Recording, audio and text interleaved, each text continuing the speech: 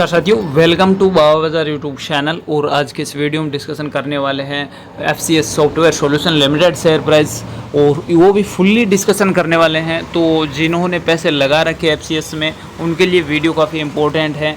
कितना fundamentally strong है, कितना पब्लिक को होल्ड्स है, कितने प्रमोटर्स है, इसमें सारी चर्चा करेंगे। और अभी एनएससी पे क्या कुछ इसके बारे में जो है चल रहा है वो भी देखेंगे। और आने जो नए इन्वेस्टर सोच रहे हैं सॉफ्टवेयर इंडस्ट्री में आईटी सेक्टर की एक कंपनी ढूंढ रहे हैं, क्या एक बेहतर ऑप्शन साबित हो सकता है एफसीएस, उनके लिए भी चर्चा करेंगे। तो वीडियो काफ़ी इंपॉर्टेंट होने वाला है। अपनी 8-10 मिनट जो है बचा के रखिए इस वीडियो के लिए, और डेफिनेटली बहुत कुछ आज यहाँ से आप जान के जाएंगे एफसीएस के बारे में। सिंपली एक पेनी स्टॉक कंपनी है। सबसे पहले तो ये नाम सुनते ही हमारे दिमाग में ये आता है कि यार क्या करेंगे, पैसे डूब जाएंगे।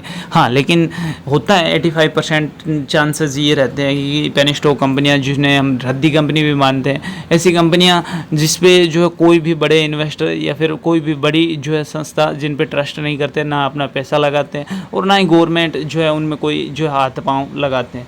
तो ये एक दिक्कत होती है। ये अपने मतलब स्टार्टअप मान लो आप, जैसे नए आपने कोई एक XYZ कोई कंपनी शुरू की है, उसको लिस्टेड करवाया है। अब लोग आप पर भरोसा कैसे करेंगे? कुछ करके दिखाओ, तब जाकर आपकी कंपनी वो ब्रांड बनेगी।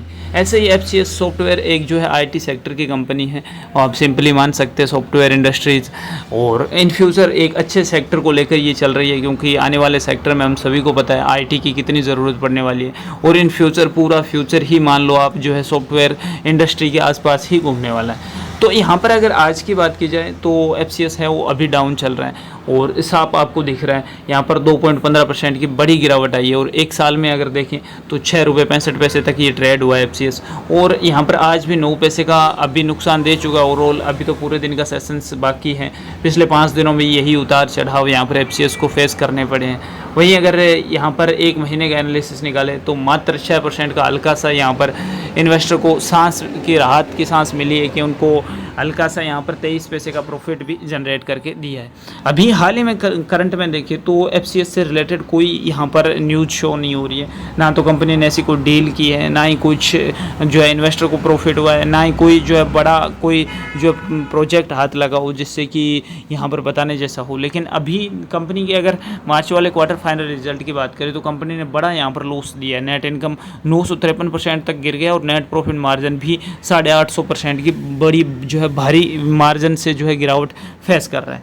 यहाँ पर अगर जो है एफसीएस की बात की जाए, आज सेंसेक्स और निफ्टी 50 वैसे भी डाउन है, और एफसीएस को तो इन सब से कुछ खास फर्क नहीं पड़ता।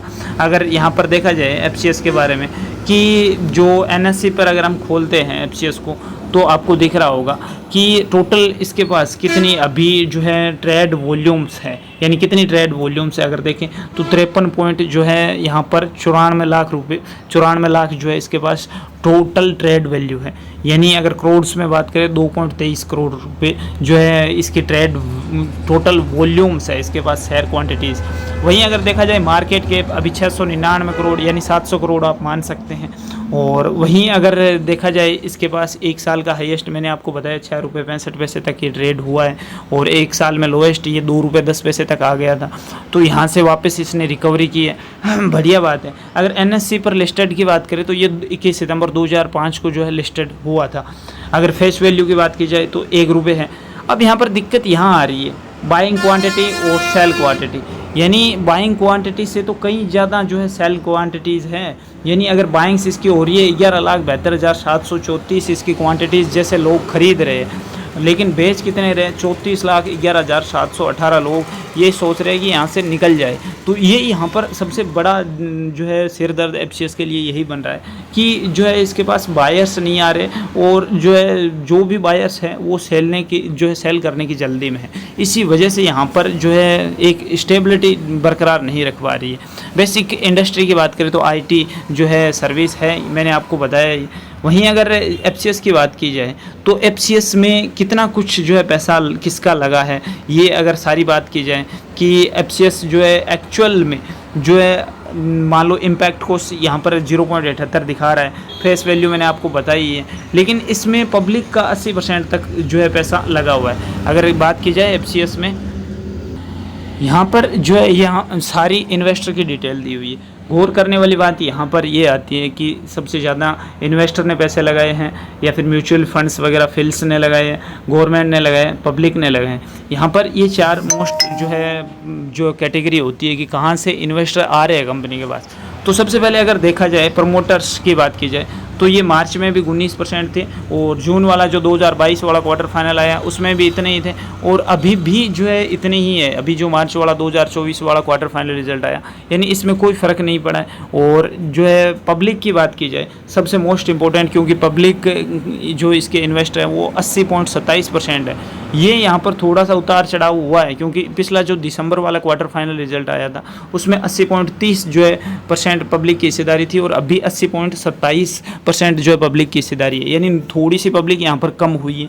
लेकिन गवर्नमेंट के इंटरफेरेंस की बात की जाए तो गवर्नमेंट ने नॉर्मल नाम मात्र भी आप ना मानो 0.3% के आसपास की इसमें हिस्सेदारी ले रखी है। अगर नंबर ऑफ शेयर होल्डर्स की बात की जाए अभी इसके पास अभी एक्टिव जो है शेयर होल्डर्स है वो लगभग 5,95,866 शेयर होल्डर्स इसके पास है।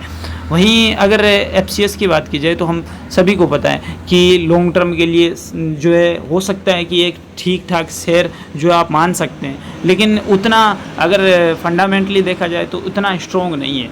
अगर मार्च वाले क्वार्टर फाइनल रिजल्ट की भी बात की जाए तो यहाँ पर इसकी सेल्स देखिए, यहाँ पर इसकी सेल्स 9.60 है और जो एक्सपेंसेस की बात की जाए तो 7% के आसपास है ये है। और वहाँ पर अगर प्रॉफिट बात करें जो है टैक्स के बाद यहाँ पर प्रॉफिट इसके पास बचता है माइनस में 0.12% के आसपास, यानी 46.70% जो है इसका टैक्स लग जाता है। उसके बाद जो है इतना ही बचता है। नेट प्रॉफिट मार्जिन की बात की जाए तो माइनस में चल रहा है वो। तो दिक्कत यहाँ पर ये आ रही है कंपनी के पास। अगर प्रॉफिट और लॉस की बात की जाए तो मैंने ये अभी आपको बताया ही है। बाकी अगर आप आना चाहते हैं और सोच रहे हैं कि इन फ्यूचर के लिए यहाँ एक अच्छा ऑप्शन साबित हो सकता है तो आप आइए। अदरवाइज़ यहाँ पर अगर आप ये सोच रहे हैं कि अपनी हार्ड अर्न मनी लगा दूंगा मैं और यहाँ से इन फ्यूचर यहाँ से अच्छे रिटर्न्स कमाऊंगा, तो ये आप जो है गलत सोच रहे हैं। अपनी कभी भी पूरी सेविंग्स है वो जो है पेनी स्टॉक कंपनियों में नहीं लगा देनी चाहिए, चाहे कितनी भी बढ़िया कंपनी हो।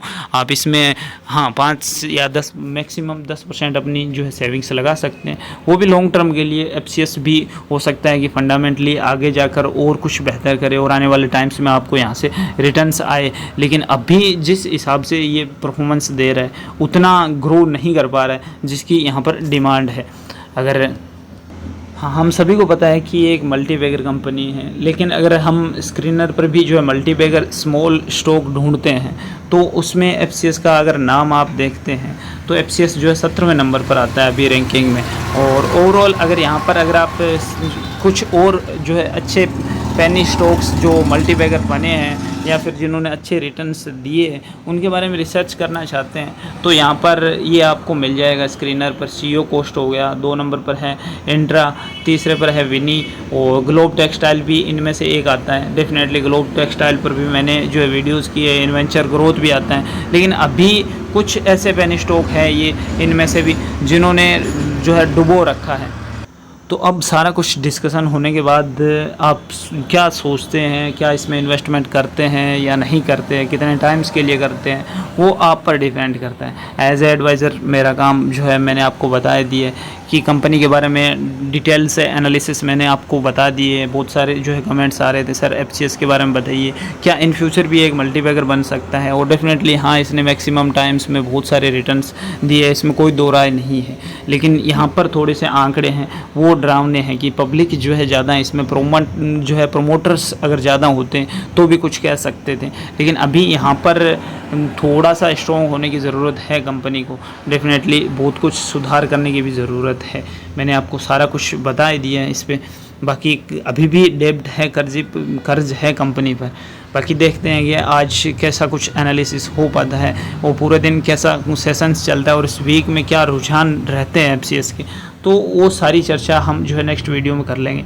तो बाबा बाज़ार को सब्सक्राइब करके बेल आइकन प्रेस कर दो ताकि आपको हर यूज़फुल वीडियोस के नोटिफिकेशन मिलता रहे और आपकी सेविंग्स हैं वो सेफ़ रहे। और डेफिनेटली बेल आइकन है वो प्रेस कर देना ताकि आपको नोटिफिकेशन मिलते रहे और आपसे कोई छोटी बड़ी चीज़ है वो मिस ना हो।